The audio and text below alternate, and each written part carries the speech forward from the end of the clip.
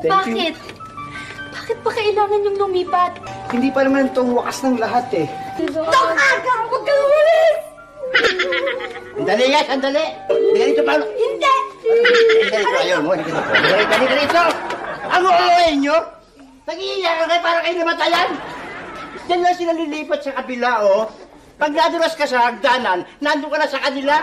Hindi na tayo nakatira sa isang bubungan. Huwag kang payak-iyak, sampalin kita eh. Masyado kayo mga uuwi.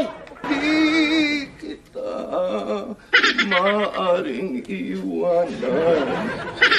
Umberto, mamimiss kita eh. Hindi, mamimiss mo ako, binabalian mo ako eh.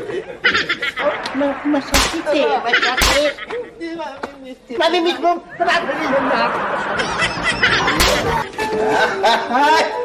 Ang sarap! Solo-solo natin ang bahay, oh. Parang ibang tao. Ay, sarap! Nga pala, kaya ako lang pinaalis yung mga yon, ha? Dahil nakita niyo naman kung ano-anong hayop yung pumapasok sa bahay natin.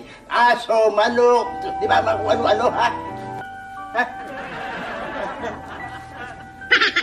Gusto niyo, linisin natin ngayon yung mga buong bahay, eh.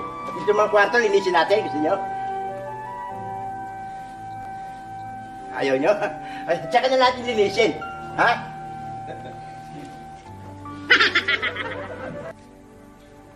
Nga pala, Paolo, di ba?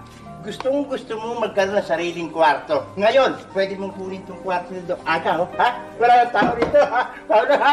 Ha? Nice talking with you, ha? Ang dadaldal mo.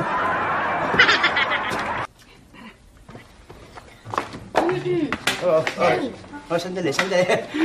Yan. Alam ko na nasa isipan nyo eh, ha? Lilinisin yung bahay. Para pagkagising ko, tuwa-tuwa ako, malinis na lahat, ano? Ha? Sandali! Saan kayo pupunta? Tinato ka agad, tutulong kami dun sa paglinis ng bahay nila. Sandali, paano malilinis yung mga iniwan dumi rito? Babalik agad kayo.